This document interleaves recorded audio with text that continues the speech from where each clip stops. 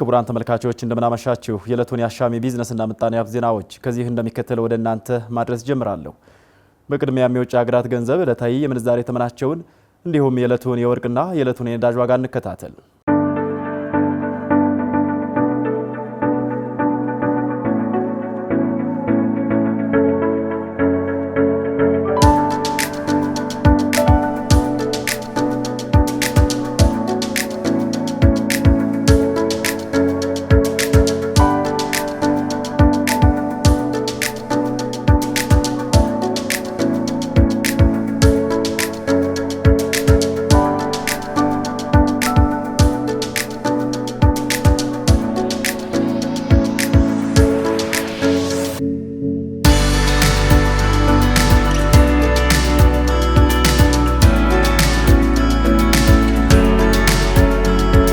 ተመልሰናል ተመልካቾች። የኢትዮጵያ የዓለም የንግድ ድርጅት ተደራዳሪ ኮሚቴ ከአውሮፓ ህብረት ተወካዮች ጋር መወያየቱ ተገለጸ።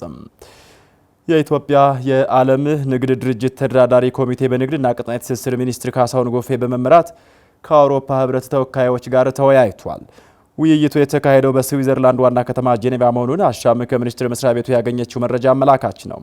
ኮሚቴው ጄኔቫ ለአምስተኛው የዓለም ንግድ ድርጅት የስራ ላይ ቡድን ስብሰባ እየተካፈለ መሆኑንም አሻም ተረድታለች።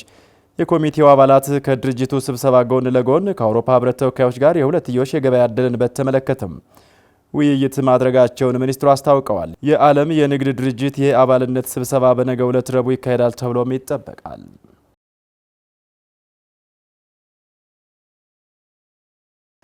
ከዓለም አቀፍ የዜና አውታሮች ወዳገኘናቸው የቢዝነስ መረጃዎች አምርተናል። የብሪክስ አባል ሀገራት የጋራ መገበያያ ገንዘብ ለመፍጠር አለመስማማታቸው ተገለጸም። የብሪክስ አባል ሀገራት የአሜሪካን ዶላር ይተካል የተባለውን አባል ሀገራቱ በአዲስ መልክ ያስተዋውቁታል ተብሎ የሚጠበቀው አዲሱ ዓለም አቀፍ የመገበያያ ገንዘብ ላይ ልዩነት መፍጠራቸው ተዘግቧል። ብርሃን ሸት ያዘጋጀውን መሐመድ ንጉስ ያቀርበዋል። አማራጭ የመገበያያ ገንዘብ ይዞ ይመጣል ተብሎ የሚጠበቀው ብሪክስ አባል ሀገራቱ ተመሳሳይ አቋም አልያዙም ተብሏል። በብራዚል፣ ህንድ፣ ሩሲያ፣ ቻይና እና ደቡብ አፍሪካ ስብስብ የተመሰረተው እንደ ቡድን ሰባት ያሉ የወቅቱን ልዕለ ሀያል ሀገራት ስብስብ ይገዳደራል ተብሎ የተቋቋመው ብሪክስ ከያዛቸው ዓላማዎች ውስጥ አንዱ ፍትሐዊ አይደለም ያለው ዓለም አቀፍ የኢኮኖሚ ስርዓት ማሻሻል ይገኝበታል። ለዚህ ደግሞ በአሜሪካ ዶላር የበላይነት የሚመራ ኢኮኖሚ ከዚህ በኋላ መቆም አለበት በሚል አማራጭ የመገበያያ ገንዘብ ለመፍጠር እየተንቀሳቀሰ ይገኛል። ዘ ኮሪያ ታይምስ አዲስ ባወጣው ዘገባው ህንድ ዶላርን በሌላ የመገበያያ ገንዘብ የመተካት እቅድን አልወደደችውም ሲል አስፍሯል። ዘገባው የህንድ የውጭ ጉዳይ ሚኒስቴር ህንድ የአሜሪካን ዶላር የመጉዳት ፍላጎት የላትም ሲል ማስታወቁን ዘግቧል። በቅርቡ እንግሊዝ መዲና ለንደን ላይ በተደረገ አንድ የምሁራን ስብሰባ ላይ የተገኙት የህንድ የውጭ ጉዳይ ሚኒስትር ሳብራህማንያን ሻይካንከር ዶላር ለዓለም አቀፍ የኢኮኖሚ መረጋጋት ምንጭ ነው ሲሉ ተናግረዋል። ትራምፕ ለሁለተኛ ጊዜ ወደ ስልጣን ከመጡ በኋላ ከህንዳቻቸው ጠቅላይ ሚኒስትር ናሬንድራ ሞዲ ጋር ተገናኝተው ተወያይተዋል። ሞዲ ከትራምፕ ባሻገር የወቅቱን የአሜሪካ ፖለቲካ ከጀርባ ሆኖ እያዘወረ ነው ከሚባለው የዓለማችን ቁጥር 1 ቢሊዮነር ኤለን መስክም ጋር ተገናኝተው ውይይት ማድረጋቸውም ተዘግቧል። ጃይሻንከር የትራምፕ ፖሊሲ ለህንድ ጥሩ ነው ሲሉ ገልጸው ሁለቱ መሪዎች ባደረጉት ስምምነት መሰረት በቴክኖሎጂና በኃይል ዘርፍ በትብብር ለመስራት ተስማምተዋል ነው የተባለው። ጃይሻንከር ይህ ሲሉ የተደመጡት 47ኛው የአሜሪካ ፕሬዝዳንት ዶናልድ ትራምፕ የአሜሪካ ዶላርን በሌላ የመገበያያ ገንዘብ መተካት ፈጽሞ አይታሰብም ካሉ በኋላ ነው። ትራምፕ የዶላር ከዓለም አቀፍ ገበያ መወገድ ሀገራቸውን እንደሚጎዳው ገልጸው ብሪክስ ዶላርን የሚገዳደር ሌላ አማራጭ አመጣለሁ ማለቱን በእጅጉ ተቃውመዋል። ፕሬዝዳንቱ ዶላርን የሚተካ አዲስ የመገበያያ አማራጭ በሚመጡ ሀገራት ላይ ማዕቀብ እንደሚጥሉም ዝተዋል። ዶላርን በሌላ የመገበያያ ገንዘብ መተካት አይታሰብም ሲሉ መደመጣቸው ሩቅ አይደለም። ፕሬዝዳንት ትራምፕ ዶላርን በአዲስ ወይም በሌላ ነባር የመገበያያ ገንዘብ ሊቀይሩ በሚችሉ በብሪክስ አባል ሀገራት ላይ 100% ታሪፍ ሊጨምሩ እንደሚችሉ ማስጠንቀቃቸውም ይታወሳል። ፕሬዝዳንቱ የአሜሪካ ዶላርን በዓለም አቀፍ ገበያ በሚያገሉ ብሪክስንም ሆነ ሌሎች ሀገራትን በታሪፍ እናናግራቸዋለን አሊያም ከአሜሪካ እናሰናብታቸዋለን ሲሉ በማህበራዊ ትስስር ገጻቸው በኩል አስፍረዋል። በቻይና ሩሲያ፣ ደቡብ አፍሪካ፣ ብራዚልና ህንድ የተመሰረተው ብሪክስ ኢትዮጵያን ጨምሮ የአባላቱን ቁጥር እያሳደገ መጥቷል። የህንድ የውጭ ጉዳይ ሚኒስትር ጃይሻንከር በዶላር ላይ ችግሩ ኖሮብን አያውቅም፣ ወደፊትም አይኖርም ብለዋል። ጃይሻንከር አክለውም በህንድ በኩል ዶላርን የሚተካ ሌላ አማራጭ የመገበያያ ገንዘብ የመተካት እቅድ እንደሌለ አብራርተዋል። ከአሜሪካ ጋር ያለን ግንኙነት በጥሩ ሁኔታ እየቀጠለ ነው ያሉት ሚኒስትሩ ከቻይና ጋር ያለን ግንኙነትም ጥሩ ይሆናል በሚል እምነት አለኝ ሲሉም ተናግረዋል።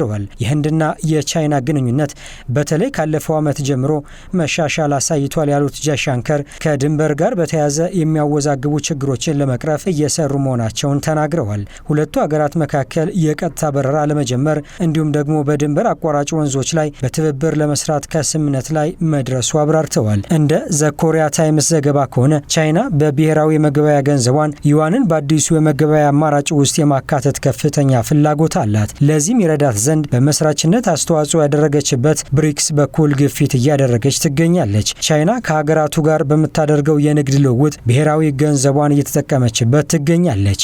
በተመሳሳይ መልኩ በአንድም ይሁን በሌላ መንገድ ከአሜሪካ ጋር ቅራኔ ውስጥ የገቡ ሀገራት በሁለትዮሽ ንግድ ዩዋንን እንደ መገበያያ እየተጠቀሙት ይገኛሉ።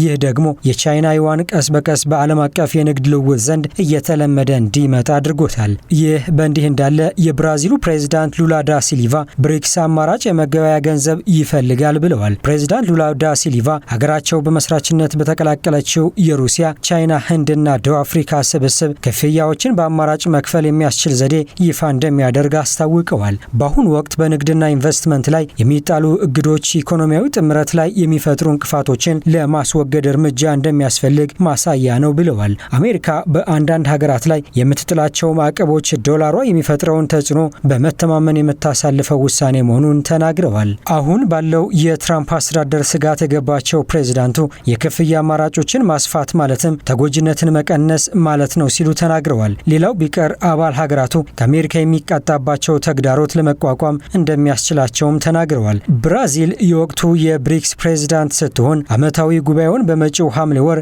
በሪ ዲጂናሮ ታካሂዳለች። የቻይናው ፕሬዝዳንት ዢ ጂንፒንግ በመጪው ጥቅምት ወር ላይ በሚካሄደው ዓመታዊ ጉባኤ ላይ የዓለም አቀፉን የገንዘብ መዋቅር ማሻሻል ይኖርብናል ብለዋል።